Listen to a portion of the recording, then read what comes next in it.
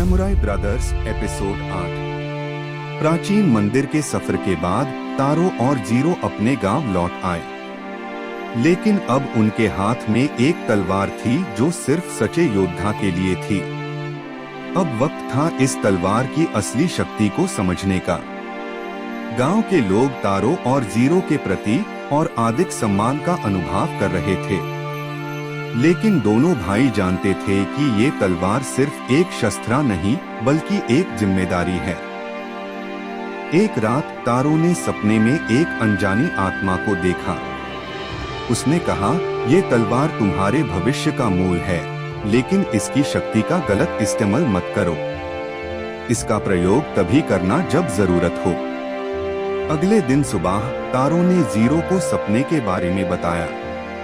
Zero ने कहा, हम तलवार की शक्ति को समझने के लिए अपने ट्रेनिंग को और कठिन करेंगे।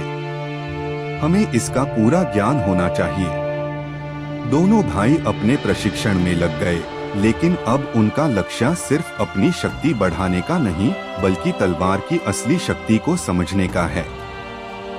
एक शाम जब दोनों भाई अपने प्रशिक्षण के बाद विश्राम कर रहे थे, एक गांववाला दौड़ता हुआ आया और कहा, शिंजो गांव पर हमला हुआ है, हमें मदद चाहिए। तारो और जीरो ने तुरंत तैयारी की और शिंजो गांव की तरफ चल दिए। उनके मन में तलवार की शक्ति का प्रश्न था, लेकिन उन्होंने इस पार समय बर्बाद नहीं किया। उनका पहला फर्ज था अपने लोगों की रक्षा करना।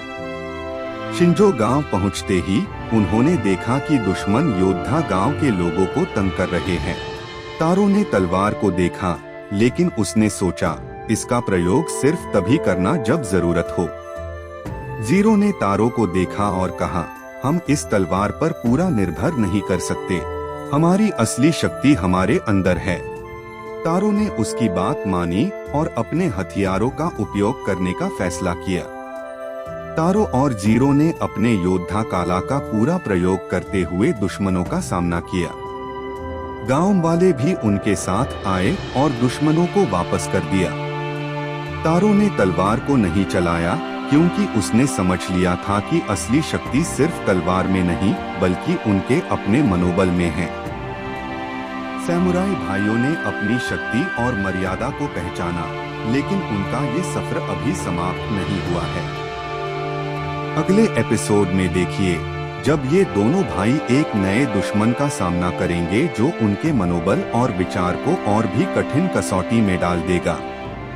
अगला एपिसोड देखने के लिए चैनल को अभी सब्सक्राइब करें और बेल आइकन को ऑल पर सेट कर दें।